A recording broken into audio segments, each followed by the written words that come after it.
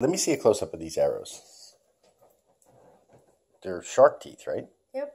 Outstanding. So they're bone arrows. Is that what they're called? Bone arrows. That's what I call them. Nice. Yeah, it's clever.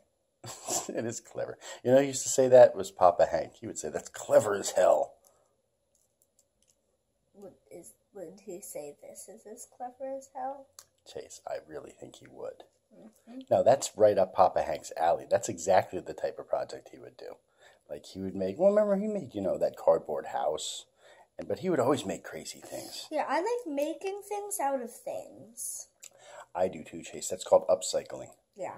Yes.